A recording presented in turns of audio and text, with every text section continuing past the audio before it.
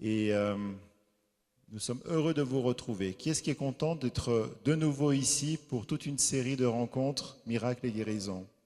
Vous levez la main, mais le mieux c'est de vous tourner vers votre voisin et de lui dire bravo pour ta présence.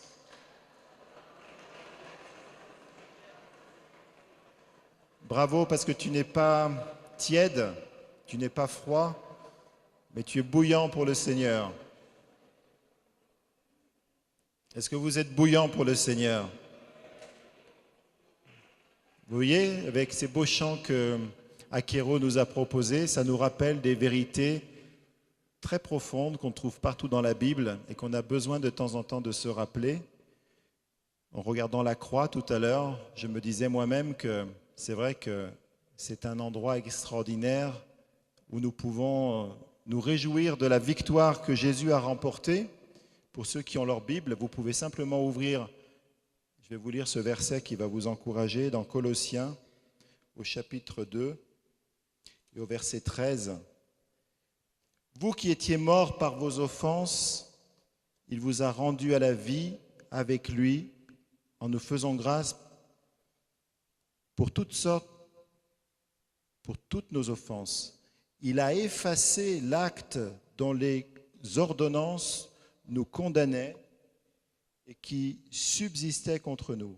Et il a détruit en la clouant à la croix. Il a dépouillé les dominations, les autorités et les a livrées publiquement en spectacle en triomphant d'elles par la croix. Alors est-ce qu'on n'a pas le droit d'être joyeux? Est-ce qu'on n'a pas expérimenté davantage la victoire de Jésus remportée à la croix? En tout cas, ce soir, on vous encourage à ne pas simplement écouter, chanter, mais vraiment à expérimenter ce qu'on vous partage. Et je sais que même si c'est un court témoignage, ça va vous faire du bien parce que cette personne a expérimenté dans un domaine de sa vie les bénéfices de la croix. La croix, ce n'est pas pour il y a 2000 ans, c'est encore pour aujourd'hui. Alors Nathalie, elle est où Nathalie? Est-ce que tu veux venir avec la personne qui veut témoigner?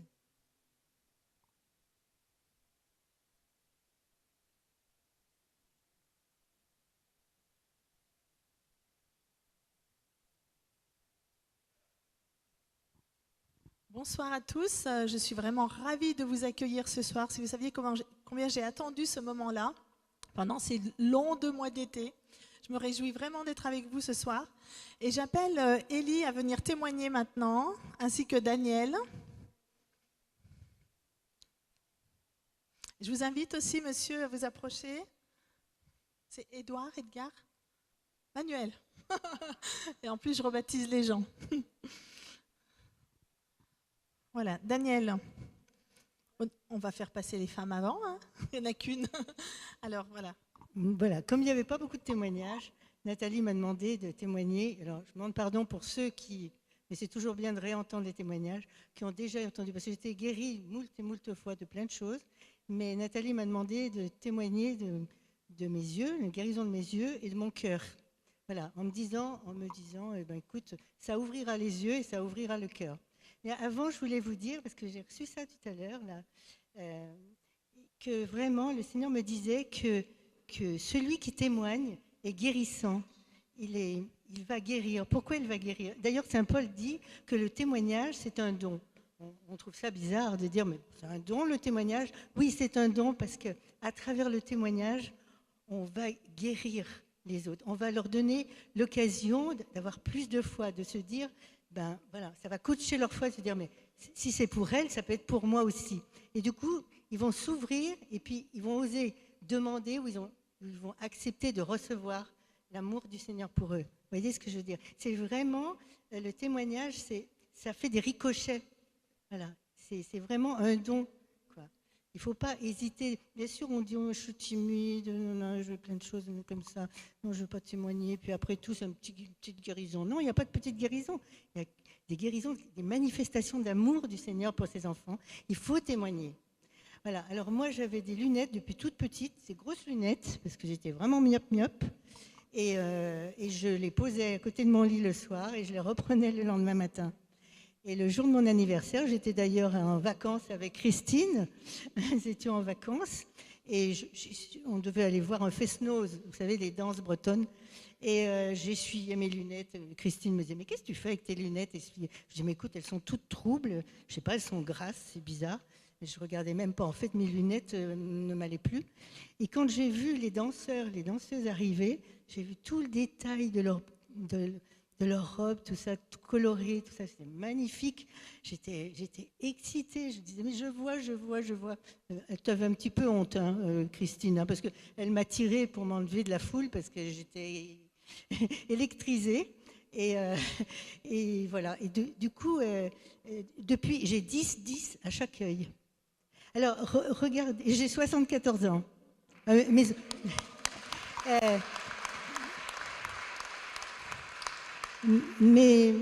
enfants, ils étaient un peu vexés, mes enfants, parce que c'était au moment où ils commençaient à prendre des lunettes. Alors j'aurais dit, ben écoutez, adressez-vous directement au boss des boss, puis vous verrez. Voilà. Mais ce qui est drôle, ce que je voudrais rajouter, que je n'ai pas l'habitude de dire, c'est qu'entre-temps, après, j'ai eu la cataracte. Alors, ça aurait pu entamer ma foi en disant, c'est bizarre ça quand même, j'ai plus de lunettes, pourquoi j'ai la cataracte, qu'est-ce qui se passe, mais qu'est-ce que tu fais, Seigneur, enlève-moi ça, enfin bon, c'était pas normal. Hein. Eh bien, on m'a enlevé la cataracte. Ça m'a donné l'occasion, d'ailleurs, à l'hôpital, de dire autour de moi, on a peut-être pu penser que j'étais un peu illuminée, mais enfin, bon, c'est bien. Et en fait, après avoir enlevé la cataracte, j'avais toujours 10-10. Voilà. Voilà pour cette belle guérison. Merci, Seigneur. Et puis, il y a très longtemps, on voulait me mettre une pile au cœur. J'avais déjà refusé. Et puis après, ça allait de nouveau mal, mon cœur et tout ça. Et on avait remarqué que j'avais, pour les médecins qui sont là, un prolapsus mitral. Voilà. Et je prenais tout le temps, tous les jours, des médicaments et tout ça. Et puis un jour, je devais avoir une petite opération bénigne. Et donc, vous savez, avant l'opération, on va voir l'anesthésiste, le cardiologue, etc. Donc, j'ai fait tout le circuit. Et arrivé vers le cardiologue, il me fait les examens, voilà, d'usage. Et il me dit, il recommence, il me dit, mais vous n'avez pas de prolapsus mitral. Il regarde mon dossier. Et effectivement, je n'avais plus de prolapsus mitral. Merci Seigneur.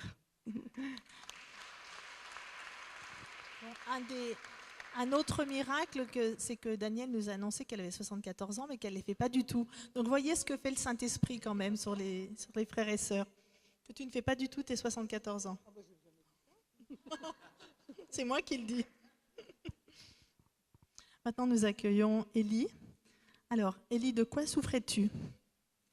Alors, moi, ce n'était pas une question de lunettes, c'était une question de semelles. Je portais des semelles parce que j'avais mal aux genoux, j'avais de l'arthrose.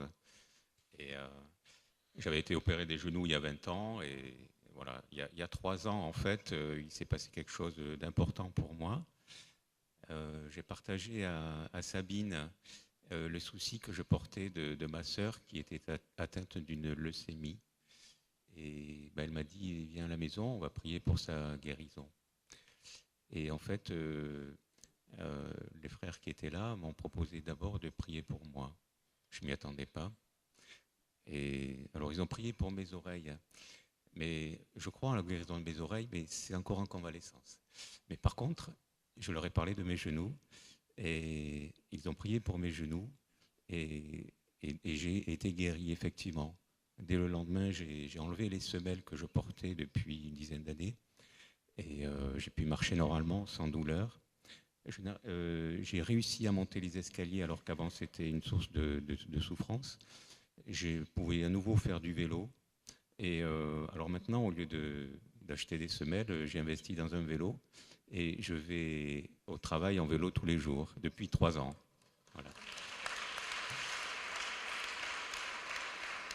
Et voilà, quand on dit que le Seigneur relève Israël, son peuple, c'est tout à fait ça. Je peux à nouveau me mettre debout et marcher pour le Seigneur, marcher avec le Seigneur. Et depuis 3 ans, vraiment, c'est un chemin de croissance que je vis. Le Seigneur m'a encore comblé au-delà de ce que j'attendais.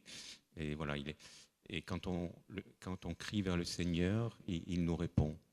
Et j'ai pu traverser des moments difficiles, notamment parce que ma sœur est décédée il y a 2 ans, mais voilà, le Seigneur m'a donné la grâce et l'espérance de vivre ces passages. Et je peux rajouter autre chose aussi, parce qu'on parlait de la croix tout à l'heure.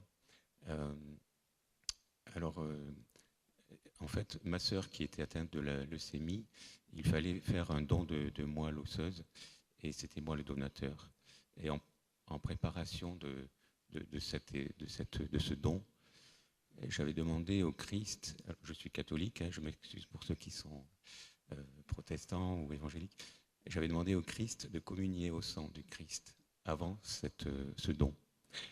Et alors, 10 jours avant, je suis allé à la messe dans une paroisse que je ne connais pas, et on m'a appelé pour donner la communion. Et alors, quand on donne la communion, logiquement, on reçoit une petite gorgée du sang du Christ. Et en fait, ce jour-là, ce n'est pas une petite gorgée que j'ai eue, c'est 3 ou 4 bonnes gorgées, parce qu'il fallait finir le calice, et le prêtre est venu vers moi pour que je finisse le calice. Voilà, donc j'ai été vraiment comblé au-delà de ce que j'attendais, et la greffe a très bien réussi. Mais bon, ma sœur est partie pour d'autres raisons, elle a été atteinte d'une septicémie plus tard, mais voilà. Le Seigneur nous comble vraiment au-delà de ce qu'on attend, au-delà de ce qu'on demande. Il est fidèle, et voilà, il répond quand on l'appelle. Alléluia. Gloire à toi, Seigneur.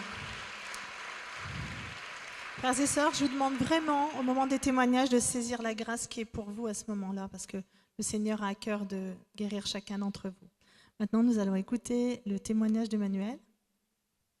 Moi, je suis venu à l'AIMG. J'ai des gros problèmes de colère. Mais vraiment des gros. Je n'arrivais pas à me contrôler. Donc, c'était dangereux pour moi-même. Un petit peu pour les autres. Pas violent, mais voilà. Dans les paroles, je pourrais être très, très blessant. Et je suis venu ici, à Mermoz. J'étais à Mermoz. Et on a prié pour moi. Et il se trouve que je me suis retrouvé par terre. Tellement ça a été puissant. Et petit à petit, la colère passait. Et je suis arrivé maintenant en fait, je peux avoir des colères, mais ça se voit pas. C'est parfaitement contrôlé. Et au travail, on me dit souvent, mais comment tu fais pour rester aussi calme? Ça m'a étonné d'ailleurs. Hein. Voilà, quoi. C'est grâce à la MG, quoi. Ça a changé ma vie quand même. Hein. C'est un peu grâce à Jésus quand même. Hein, oui.